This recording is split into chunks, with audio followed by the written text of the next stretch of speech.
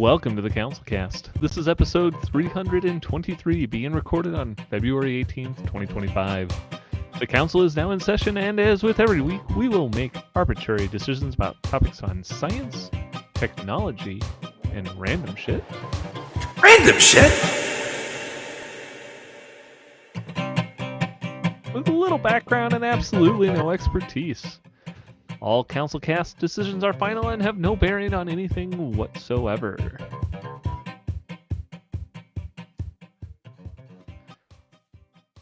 Welcome. That was a very clean intro. I don't like it. was. Let me see if I can fix it really quick here. Clean intro. Brian's was extra clean because you didn't get any of the extra. Yeah, it was Echo. just too clean. Yeah, I don't hear the echo, so I didn't know that it was there. Until Matt's like, "Oh, this cracks me up so much." And then the one week I tried to turn the sound back on. There we go. That's a little bit better. Perfect. That's more our style. That's much more in line, especially as we kick off our science topics for tonight, which starts off with a new Russian developed engine that's going to take you to Mars in less than 30 days. Now, they tried this with Formula One, right? And it didn't go so well? Something like that. I thought maybe you would know. I think you're a big Formula One guy. I figured you knew all about that with the engines they were going to use. Mars? No, that you just go super fast is all. Oh, Yeah. gotcha. This is a real thing. This wasn't just like a dig at Blaine for liking Formula One. No, I just was. Oh, you are just making it up. Got it. Yeah, the engine's able. Yes. The engine's able to get to Mars in 30 days. So we figure Formula One can use it to fly off the track. I don't know. I mean, the problem is if it's from Russia, Russia's banned from everything, so it's makes it a little tough. Yep. Yepers. But they're definitely not banned from going to space, which is apparently, like I said, they're developing a new plasma-based engine, apparently, that they say can go at unprecedented speeds, getting you to Mars in, little misleading, 30 to 60 days. So, I guess it's 1 or 2 months. This photo just makes me feel like I'm looking at like a 1970s sci-fi film where they're like, oh, I know, we'll just grab this thing from the hardware store and then we'll use a form of plasma light that we double expose over top of the film to make it look like there's a something coming out of it. I don't know. This feels like it looks like the inside of a looks like the inside of a air duct. Yeah, it does. It does. Now that you say that, it's an air duct to space. With all this bent aluminum, we can go anywhere. I don't know. This is this is like a real thing. So they do have a real engine. Well, supposedly, I guess, as far as you can trust the Russians, I guess. But apparently, it can accelerate particles at a speed of 62 miles per second, which compared to the maximum flow velocity of regular rockets is 2.7 miles per second. So, you know what's embarrassing? That article, that photo wasn't even for this article. It was for last week's science article. But it was a good laugh anyway. I was like, is that how they're beaming themselves? I was like, I don't understand. All right, Kim, sorry, you were saying something important about space or something. No, they're just talking about something that's orders of magnitude faster in terms of how much it can accelerate. So, I'm assuming that this is really just a demonstration at this point in time, and that it's definitely not ready for production. Yeah. But I think people have been kind of playing with this for a while, so kind of interesting to see if it does come around. I'm sure NASA's got its own thing going on, but maybe it'll be the new space race. Who can get to the Mars fastest? In the article, it did say that SpaceX is going to be trying to send unmanned missions to Mars here in, I don't know if it's in months or in a year or something like that. They talked about potentially, yeah, this says uncrewed missions in 2026. 26. Okay. They talk about using the Starship rocket, which I don't think has really. We'll see if it launches successfully here soon. So I don't think they quite have all the bugs worked out yet. But Musk timelines are always a little optimistic, to say the least. To say the least. But I like going fast in space, so I give it a thumbs up. Yep. Yeah, I like give theoretical last week's fast in space. I give last week's photo a thumbs up. For last week's science article, that was good. Well, if you do want to go fast in space, we might need it because in 2032, an asteroid has a 1 in 63 chance of hitting the Earth. 1 in 63. That's usually like the Okay. horse I bet on. So, but yeah, there's a. Can you explain it to me like I'm 8? explain it to me like I don't know. Like I don't know what's going on. All right. So if there are 63 of something, your mommy and daddy just give you $5 to open a lemonade stand. Yes. There you And go. all the supplies cost $3. So you have and How much you have money do you have left $2 over? left over. So next year I'll be 9. Yes. And your parents go to give you money for a lemonade stand, and you think that. Sorry, I'm just still doing the rest of the episode from. Nope. So I mean, if you have $2 left over, then that means that your taxes are now $2 for running your lemonade stand, and you pay them directly to me. Next year, your parent, if you don't use the $2, then your parents will think that it only costs you $3 to operate the lemonade stand. So if you don't spend the dollars now, then your budget will be cut later. Then your budget will be cut later. So what does that have to do with Uranus? We don't even know how big this thing is, do we? I mean, they weren't really we clear do. in the article. Well, it they says said the asteroid measures between 130 and 300 feet wide. And it's currently moving away from the Earth, but it is supposed to be coming back sometime between 2032 and 2071, with the greatest likelihood happening on December 22nd, 2032. What's the damage from a 300-foot wide asteroid hitting the Earth? It says crater over 1 to 2 kilometers in diameter, deadly over metro areas / states, and could cause mass casualties. What if it hit the ocean? So wait, is it about NASA's- this size, or is it? You said feet or meters?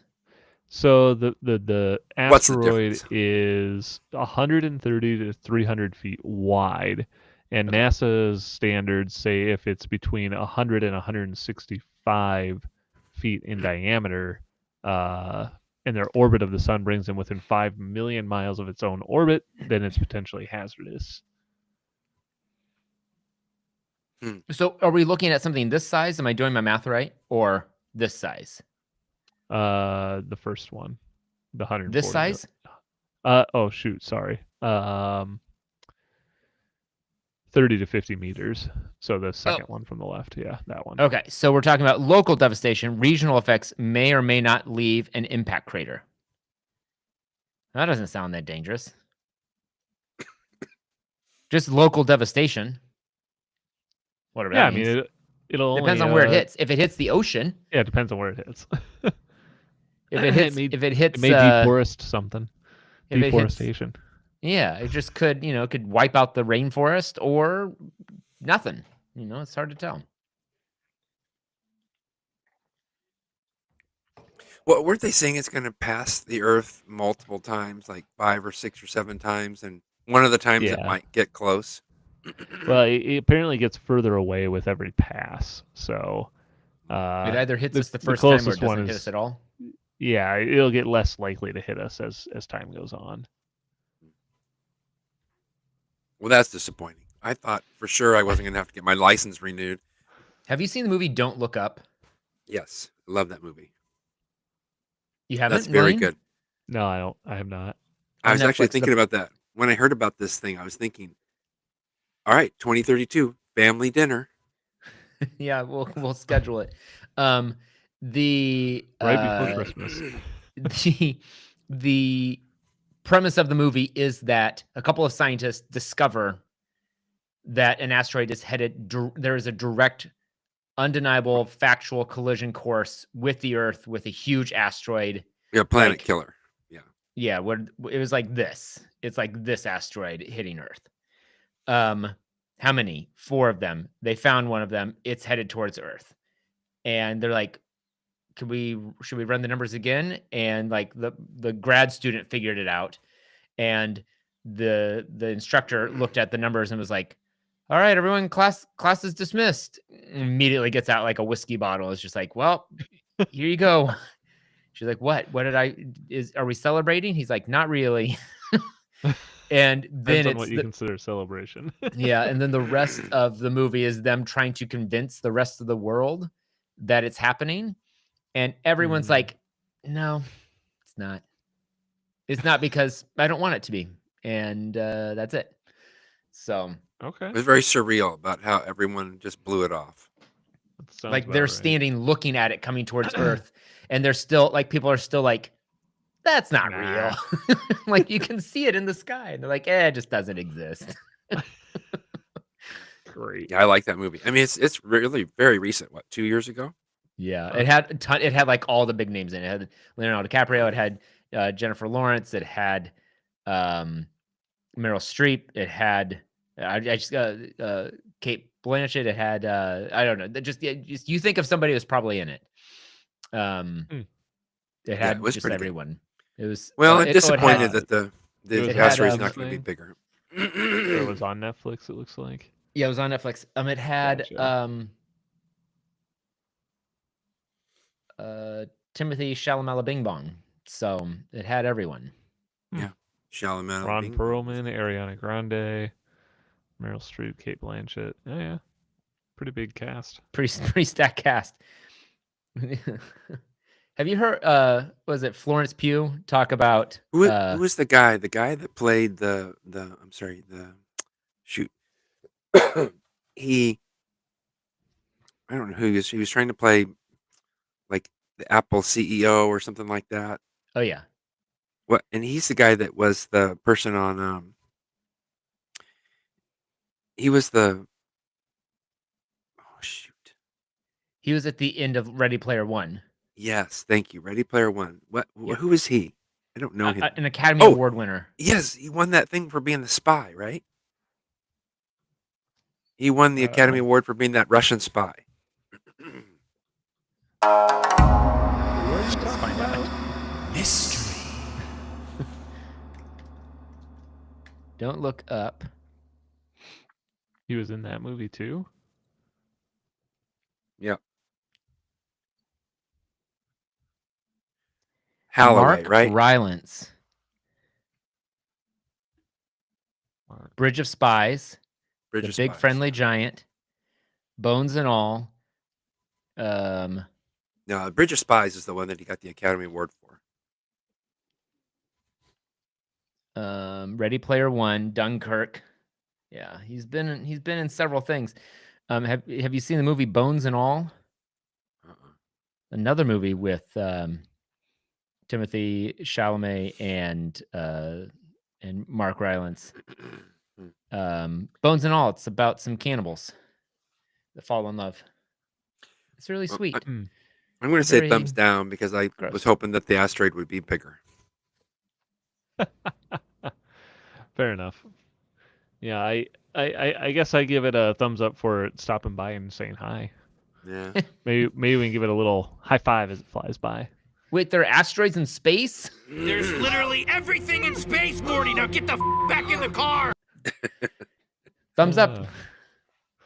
Well, speaking of getting the fuck back in a car, if you want to have AI stop speaking to you on Google, you can now bypass it by just entering your search query with a whole bunch of swear words on it. Yeah, Matt missed this one. I can't believe it. So yeah, if you don't like the new Google AI overview search results, you can just add in your favorite uh your favorite swear word, and it will apparently completely eliminate it. So the example they give here is most powerful piece in chest AI overview, and if you say fuck most powerful piece in chest, it will just give you the result you're looking for. Oh, yep, it sure does. Here's the side by side. I mean that's pretty clever. Pretty clever way to figure that out. So I give these guys a thumbs up for figuring this out and beating Google. Yeah. I still don't know how they beat Google, but it's sort of checkmate. they That's, put Google in checkmate. Man. So if you put No, a they swear word Google in, it fucking doesn't do the AI checkmate. review. Interesting. Yes. Butt plug. So I don't know. That's interesting. I have half a mind to bring it up in class tomorrow, but I also feel like probably not going to bring it up in class tomorrow. Hey, have you guys ever been so pissed at Google you just start swearing at it? Well, apparently bypasses its AI. I give it a thumbs up. I do like have I that do too. First Amendment clause in my syllabus. I Clever. should be fine. Yeah, you're Clever, covered. clever. Don't worry about it. Well, you may want to start using swear words a whole lot more when you're using AI because apparently a Microsoft study has found that relying on AI kills your critical thinking skills.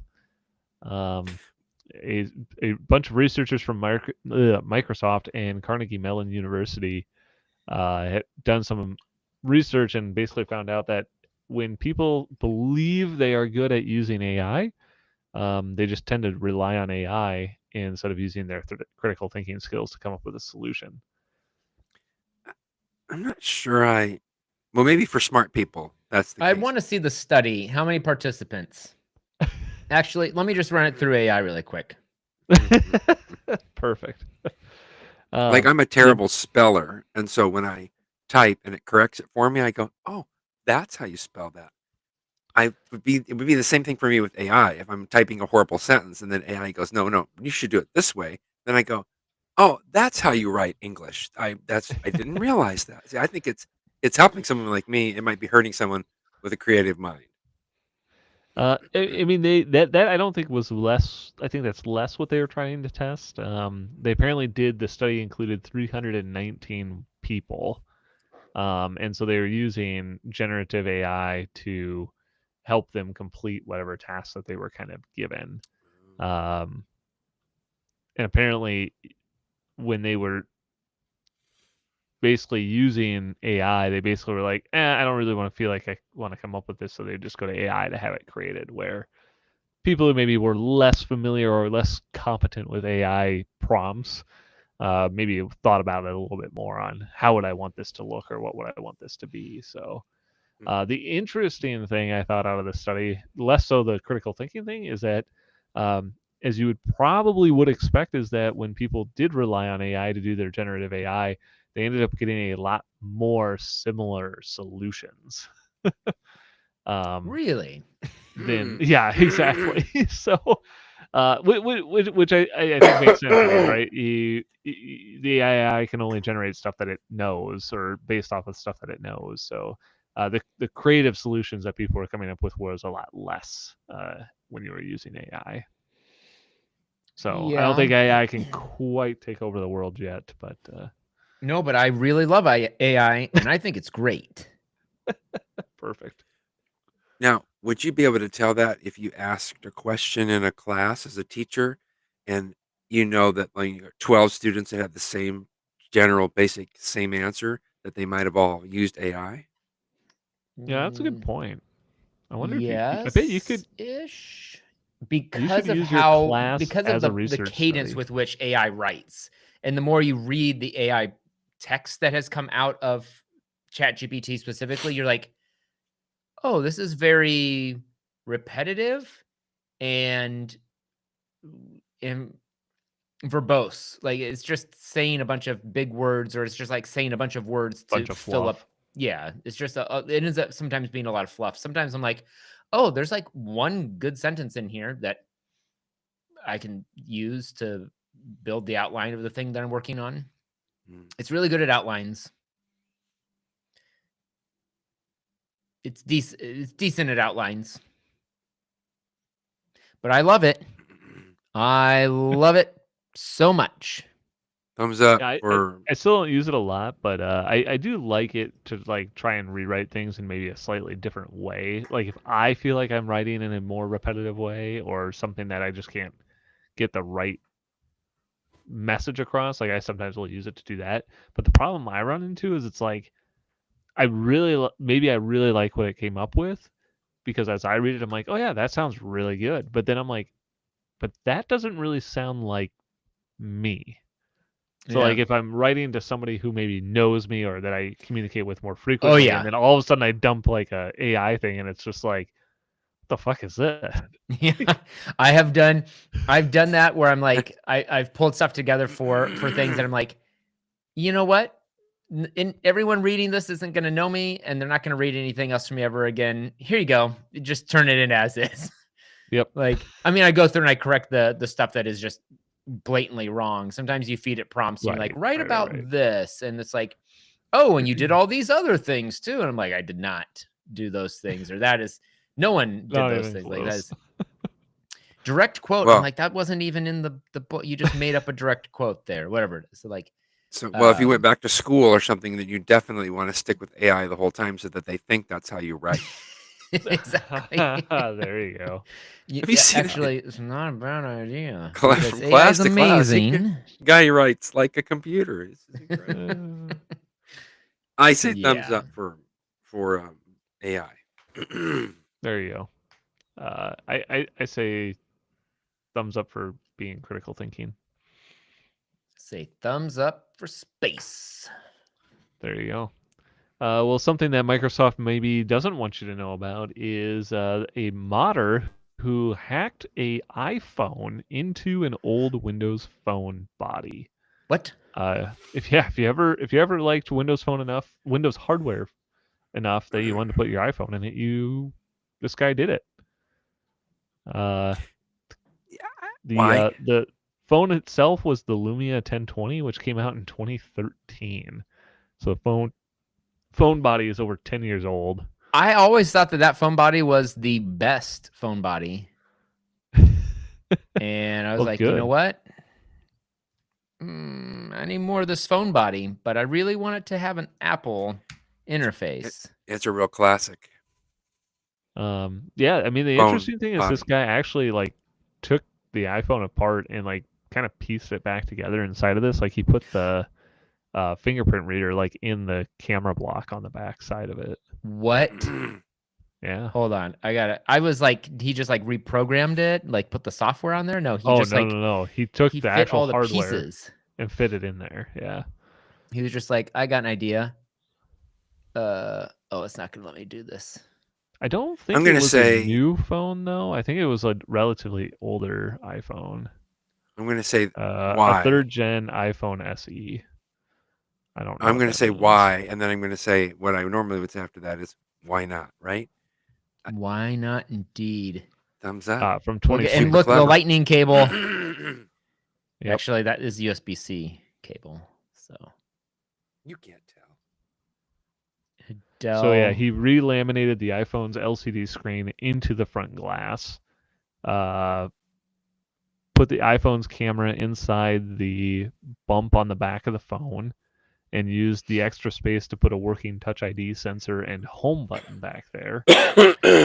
Plugged up the headphone jack, and mapped the dedicated camera button as an additional volume down key on the iPhone, so it can work as a shutter button while the camera is open. That's incredible. What will Way I to think go. of next? I mean, I'm pretty impressed. I mean, Was he that's 10, a lot 11 of work years to old? put it How old into was that. he? Probably. Butt plug?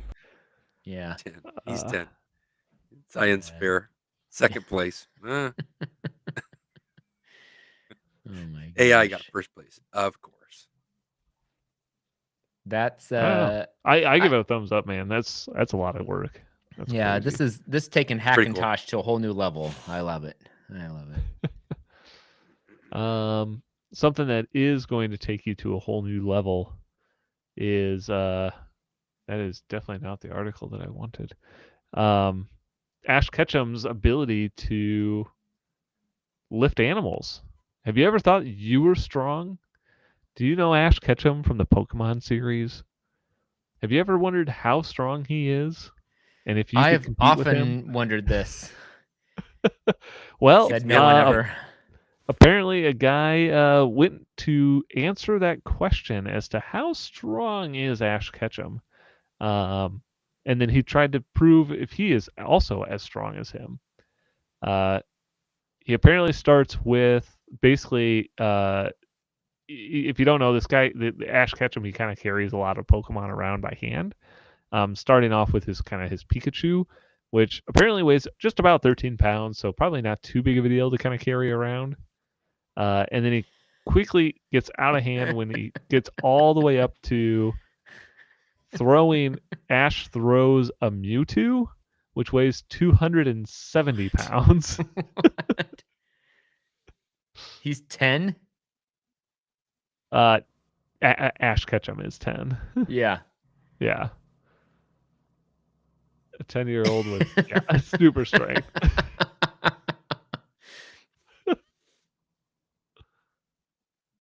He's the strongest 10-year-old in the world. With one arm overhead, 270 pounds. This is great. Thumbs up. I'm glad that he's so strong. I appreciate the dedication that this guy went to put all of that together. So yeah, I give a thumbs up just for him. Butt plug! Yeah, it's pretty. That guy, that, I was like, oh man, that's 270 pounds over my head. one hand. No problem. Any 10-year-old can do that. I don't know. I mean, have you met a 10-year-old recently? They're crazy. Yes. They're crazy. They're crazy strong. Every 10-year-old I know is just like lifting stuff and throwing it. Man, they are just not gangly crazy. or weird at all. Well, with that, I think we're going to move on to our billionaire pitches for the week. And who wants to kick us off? Yeah, I got one. All I right. want them to invent a pill that you give to 10-year-olds to make them as strong as what's his name? Ash Ketchum. Ash Ketchum. Just a pill, just one pill. One pill, one time. They give it to you on your 10th birthday, and you get to be as strong as Ash Ketchum until you turn 11, and then you go back to just normal strength. That's what I Actually, want. they give you two options. You get a red pill or a blue pill.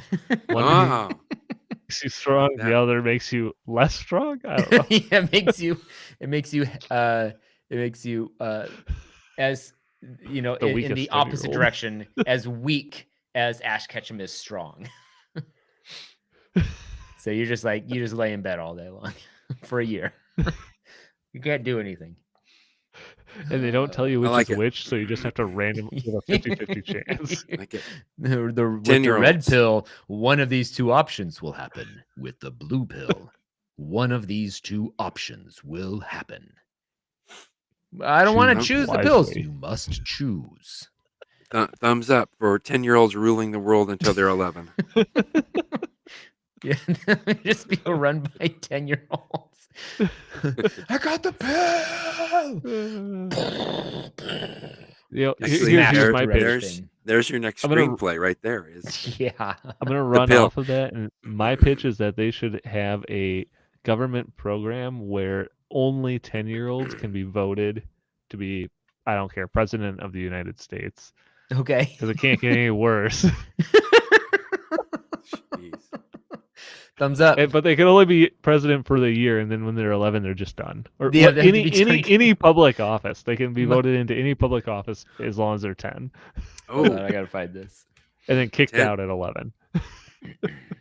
That's the name of the screenplay. 10, 11, 10.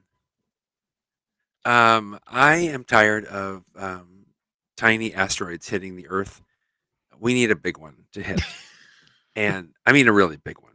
And so I'm just thinking if there's a way that a billionaire could come up with a way to attract a really big asteroid to just slam into the planet. I don't know how we would do this exactly. I mean, I don't even have like a general idea. I just think that it's just lame. Asteroid's going to hit, and hundreds of asteroids hit all. We need a big one. Just slam and just hit. Create a big lasso. I don't know how they would do it exactly. Space lasso. Maybe they could use the new rockets that they're developing in Russia to do something with that. I'm not sure. Or maybe that picture from the other article last week would help. Shooting pieces of AC duct into outer space with lasers. I'm not sure what that was, but whatever it takes, we need a big asteroid to hit. Perfect. And before I have to go back to the DMV. So, which was in 32. So I was thinking that was going to be perfect. And then I just find out that it's going to be the size of a softball. So this was ridiculous. And then it's in December, so. Yeah, and then it's going to be 1 in a billion chance it's going to hit the Earth. So here we go. If a baby were president, there would be no taxes. There would be no war. There would be no government. And it's easy to imagine. Things could get terrible. It actually it would be a better screenplay idea than a serious suggestion. If a baby were president. I was like, oh, you guys just played out an actual joke from The Office, which is amazing. Perfect. Inadvertently. Perfect. I'm glad. I give that a thumbs up idea. Perfect, Brian. Thank you. Yes. I love the space lasso. Is it a space lasso or an asteroid space lasso? Just a space lasso. Asteroid. Space lasso. Space lasso. A space asteroid lasso. A lasso. It sounds like something from a 1970s science fiction film that they're going to use to or Spaceballs. The biggest problem is somebody's going to have to figure out how to make a rope light enough to be that big. So I can already see it happening now. Wouldn't they use... Oh, what was it? I wonder how many asteroids have horns on them. How many asteroids have horns on them? Yeah. Hey, you got to throw the lasso around something. Why not just the whole body of the asteroid? You're right. They do need horns for the lasso to work. All right, let's scrap the whole lasso idea. We got to go back to the drawing board. Oh, man. Only the really big ones have horns, so it makes sense. Well, we are going to call this council meeting adjourned. Thank you for listening as we do record this podcast live on Tuesday nights on YouTube. And if you liked what you saw and want to check out all past episodes of the CouncilCast, you can go to councilcast.org. You can also find us on iTunes or your favorite podcatcher. And if you have a topic you would like the council's decision on, you can email us at idon'tcare@councilcast.org. Thanks for listening, and goodbye. Goodbye. Butt plug? Yeah, we don't carry it. Thank you. All right.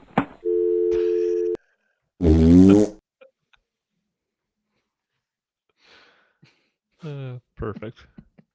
Awesome. Oh, man. We said something funny at the beginning of that episode. I feel like either like space lasso or what was the first thing we were saying though?